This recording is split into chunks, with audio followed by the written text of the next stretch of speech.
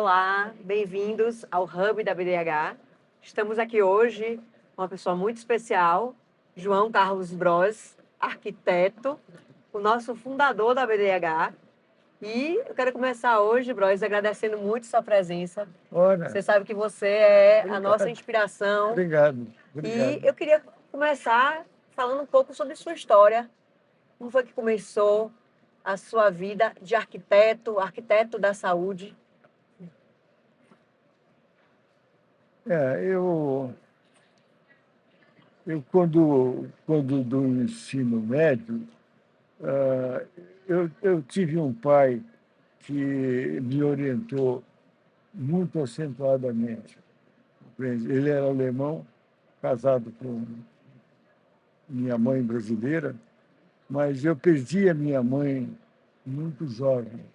E ele se desincumbiu de fazer a minha formação de meus dois irmãos. Eu sempre tive, por parte dele, uma orientação no sentido de que você tem que dar de si, em termos de aprendizado, de prática profissional, o mais que você puder, mas de uma forma que você antecipe o estudo de como você vai agir. E realmente isso aconteceu. Isso aconteceu porque quando eu estava no ginásio, era um colégio alemão, Deutsche Schule Vila Mariana. Aí veio a guerra e veio um interventor, e esse interventor nos levou até terminar o ginásio. O meu convívio, em função do fato de que papai era alemão, foi muito ligado, à época, à colônia alemã. Nós morávamos todos juntos porque havia uma dificuldade dos alemães se reconhecerem, porque havia, à época, um litígio muito grande. Mas foi interessante, porque eu acabei absorvendo um pouco a forma de viver dos filhos dos amigos do meu pai e vizinhos. No momento de entrar para o então científico, eu achei mais interessante ir para um colégio de origem italiana. E eu fiz o Dante Alighieri. No Dante Alighieri, tive a possibilidade de, através de várias conversas, várias sessões, patrocinadas pelo próprio colégio, para os filhos de imigrantes, orientar um pouco sobre como ir.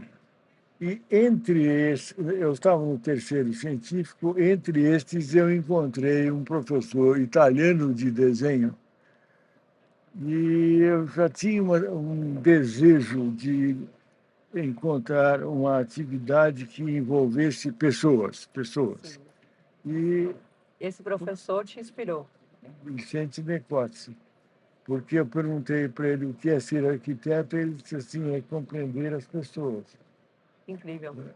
Isso foi fundamental, a ponto de que, logo depois, quando eu terminei, eu entrei no Mackenzie, na Faculdade de Arquitetura, em quarto lugar, no tempo que tinha exame oral. Hoje o vestibular não tem exame oral. Exato. No meu tempo, era praxe da escola que daria uma nota pela facilidade de se expressar, pelo conhecimento que poderia ter. Entrei em quarto lugar, um moleque de tudo, né? Desde sempre na liderança. Entrei exatamente pelo fato de que, depois eu fui tentar saber qual foi a nota, a minha nota do exame oral suplantou todas as outras notas do exame escrito, né? Uma prática que eu não tinha. E foi na faculdade que você identificou a arquitetura de edifícios de saúde ou foi depois da faculdade? Não, não. O professor Vicente Necote, que me explicou o que é ser arquiteto, né? Um dia eu estava conversando com...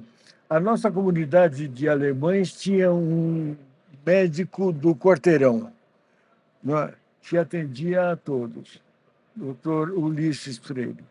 E eu conversava com ele, e um dia eu disse assim, eu queria saber como é que é ser médico, não é?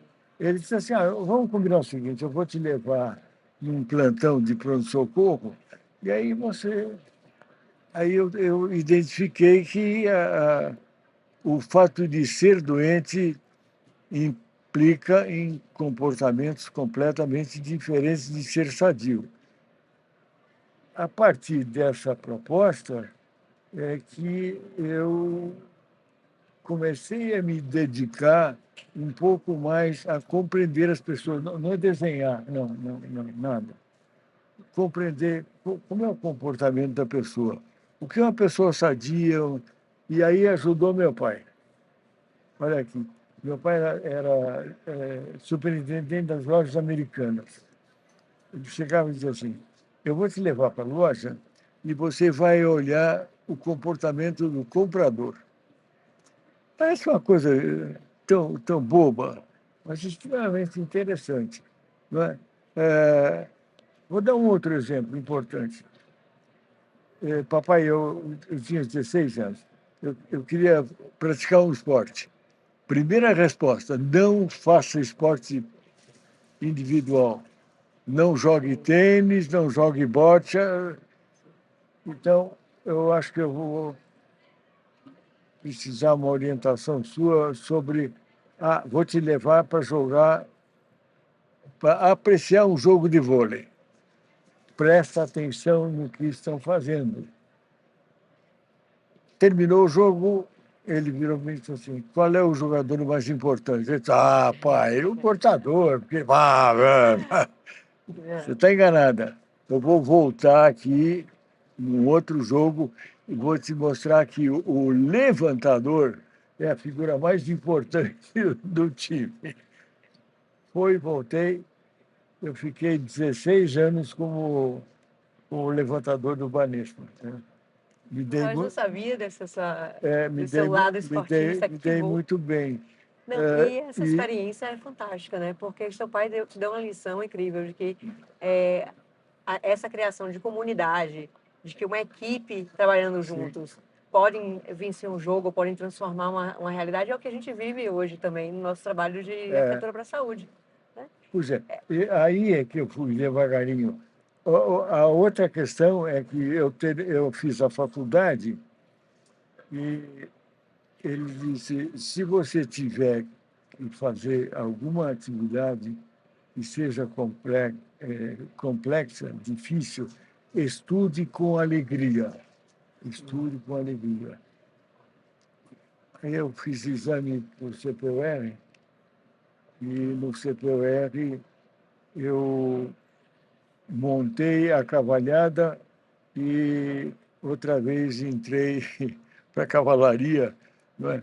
E com isso eu tive uma formação militar mesmo, porque no quinto ano da faculdade eu já era aspirante, eu fui convocado para servir como oficial, como digamos, formação para ser oficial. Eu escolhi o batalhão de cavalaria e fui servir na fronteira do Paraguai. Não sabia. Gostei, porque aí meu aprendizado era de como encontrar uma forma de sensibilizar a capacitação dos soldados. A coisa caminhou, eu andei, voltei, imediatamente me reconvidaram para ficar. Isso durante a faculdade. Hein? Isso durante a Durante a faculdade. faculdade.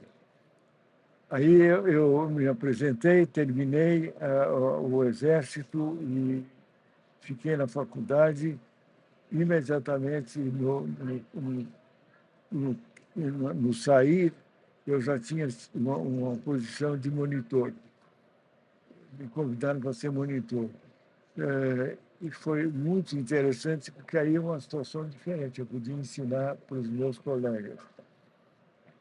No Mackenzie tinha uma coisa muito interessante. O terceiro anista, o quarto anista, o quinto anista, dava aulas de arquitetura para os jovens entrando, primeiro e segundo ano, coisa que eu nunca tinha visto. Nunca mais vi. Nunca mais vi. Paulinho Mendes da Rocha foi meu professor. Pedro Que Paulo privilégio. Salai. Porque tinha uma disciplina no Mackenzie na arquitetura, como se relacionar com os seus interfaces profissionais. Você não Relações teve, profissionais.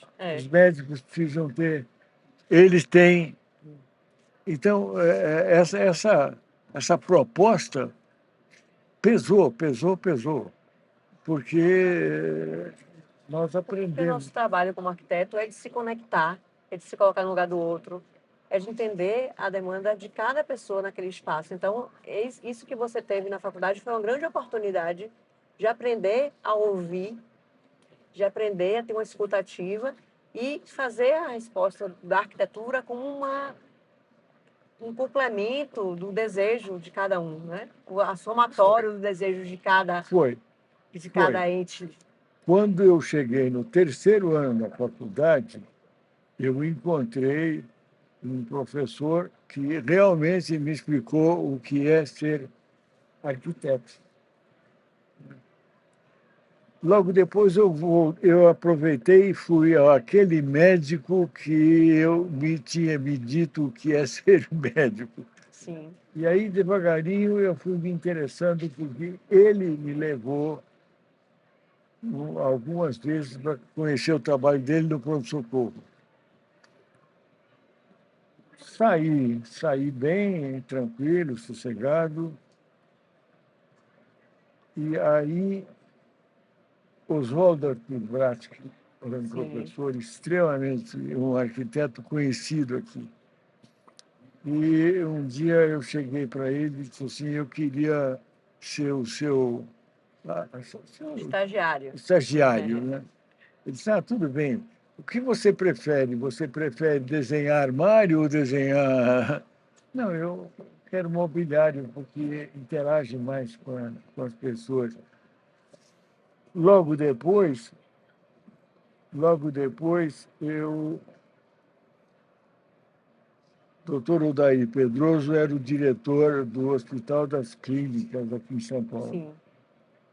E eu cheguei um dia à conclusão de que eu precisava saber como ele, como diretor do maior hospital de São Paulo, na época, público, achava a coisa.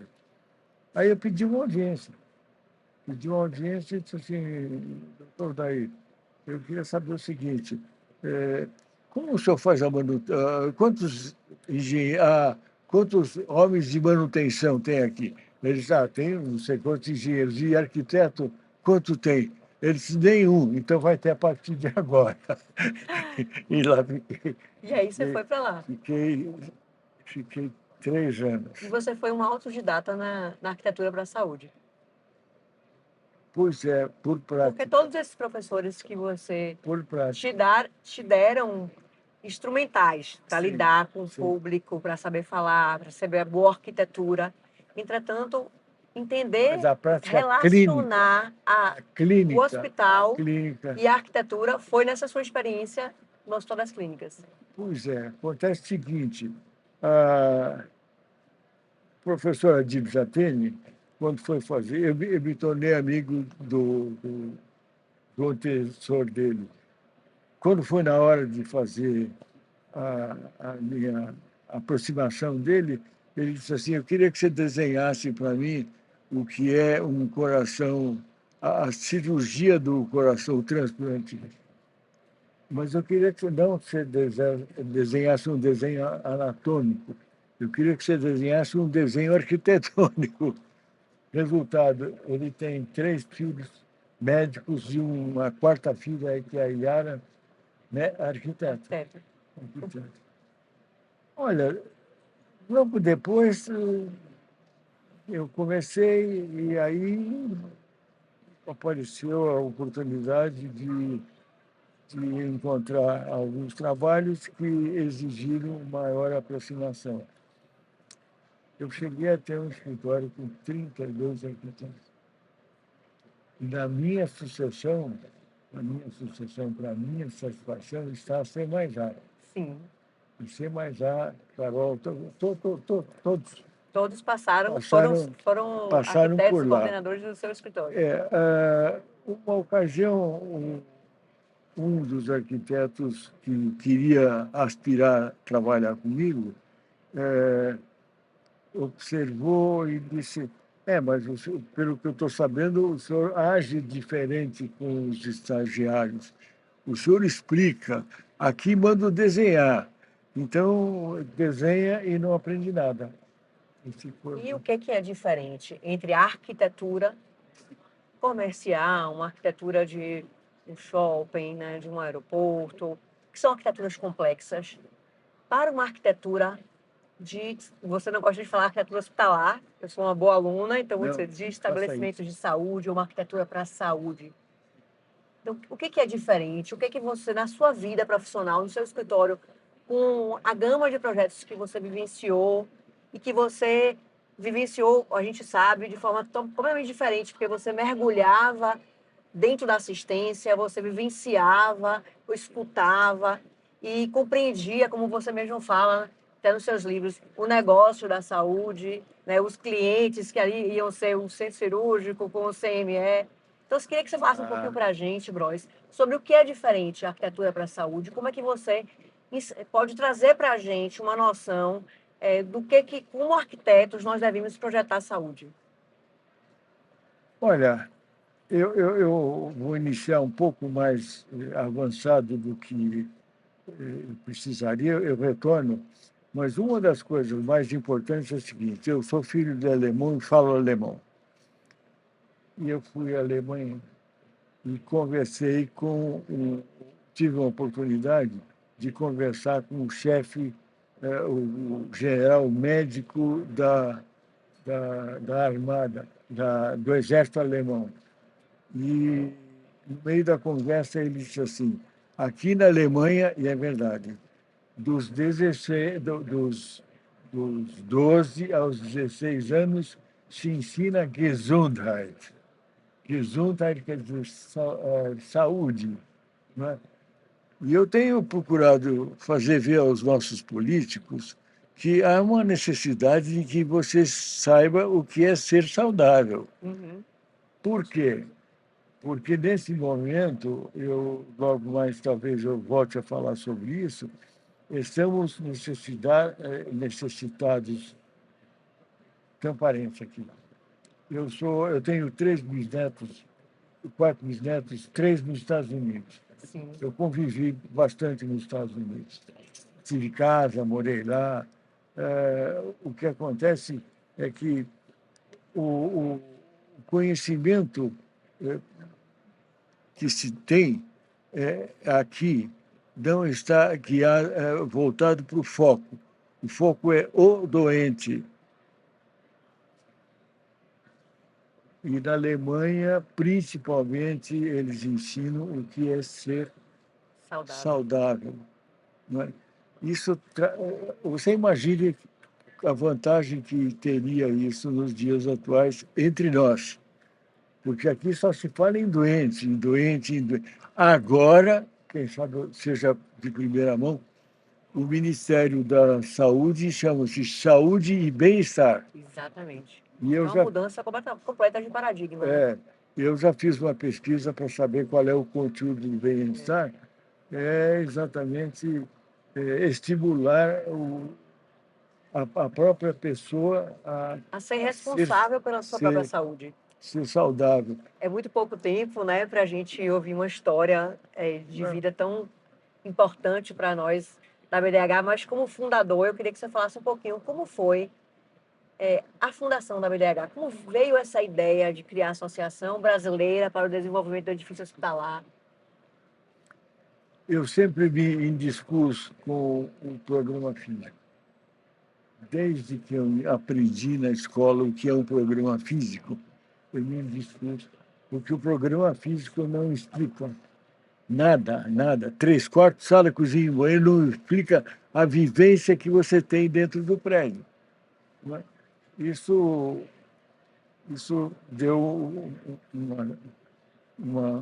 me deu uma visão de que o ideal seria que nós fizéssemos um entendimento com o provável futuro ocupante. O provável futuro ocupante. Porque prédio de apartamento você não tem ainda o ocupante, mas tem a experiência do corretor de imóveis, que vai te dizer, olha. E mais do que isso, eu penso que uma explicação do que, para o cliente, o que é ser arquiteto. Entende? Por quê? Porque todo mundo acha que arquiteto é o cara que desenha bonitinho, que desenha, que faz. Nada. Terminei agora um trabalho no Hospital das Clínicas de Porto Alegre, um trabalho de 3 anos, onde nós redesenhamos o que existe e, com o desenho do existente, nós desenhamos o que precisa ser ajustado, não é consertado, ajustado. Não chamei médico nenhum. Pela 3ª vez, fiz o trabalho todo com as Das enfermeiras. enfermeiras. Porque o médico é problemático, o poder dele, né? Ele se empodera, é dono da bola e não vai a fundo. São as enfermeiras que são ali a dona da Estão ali casa, que entendem dos dia a dia. fluxos, da Agora, necessidade. mais do que isso, elas se envolveram e se sentiram donas do projeto. Maravilhoso. Quer dizer, encontrar um grupo de profissionais que se sente efetivamente dono do projeto é uma coisa extremamente importante. E, na verdade, você consegue isso em todos os seus projetos. Qual é a sua estratégia para envolver a equipe do hospital? Explicar qual é a razão de ser do nosso trabalho. O que nós vamos fazer? Nós vamos fazer um prédio? Não. Você já ouviu falar algumas vezes que primeiro o negócio e depois o prédio. Mas aqui começa ao contrário. Faz o prédio e depois enfia dentro do negócio. Eu tive uma oportunidade ímpar. Eu me tornei muito amigo do Humberto Moraes Novaes, que trabalhou na Organização Mundial de Saúde e que trouxe para o Brasil o programa de formação de administradores hospitalares da Getúlio Vargas. E um dia ele pediu se eu podia dar uma aula lá. Eu dei aula e aí ele sugeriu, mas você não quer ser professor aqui? Eu digo, mas eu não tenho credencial. Ele disse, não tem problema nenhum. Você vem aqui na sexta-feira, eu vou chamar o departamento todo e você dá uma aula para os próprios professores. Fiquei 16 anos. 16 anos. Mas lá, o seu professor na escola, quando te colocou como monitor, que dava aula para os outros colegas, sim, já foi aí a preparação para esse momento. Foi. Mas, Bros, e a BDH? Mas a história da BDH. Eu, ainda na GV, eu aprendi a limpar e compreender melhor a jornada do paciente. Sim, perfeito. E quantificar quantos entram, quantos saem, o tempo que demanda, por que a tosse demora pouco e a gripe demora muito. Isso foi um aprendizado. Por quê? Visto sob a ótica da engenharia de produção. Perfeito. Não era sob a ótica clínica. Então, na GV que você começou a vislumbrar a necessidade de somar os diversos profissionais, unir os diversos profissionais, tanto os profissionais da administração, quanto os profissionais da engenharia, Não, na os realidade, não. indicadores, os Não, dados. não. Aí na GV eu aprendi a administrar uma empresa. Bom, Eu dava aula importantíssimo. sabendo administrar a empresa. E segundo, ao analisar o objetivo de uma instituição, de uma empresa, definir com a maior clareza possível quem é o mercado, o que eu vou fazer para o mercado. Não. Eu vou te mostrar qualquer hora dessas. Eu tenho só me expressado através de bolhas. Eu digo que são as bolhas, compreende? Sucesso absoluto agora em Porto Alegre, porque vamos desenhar aqui quem com quem. Então, aqui entra por aqui, sai por lá, vem aqui e codificar as movimentações. Acho que essa forma de trazer o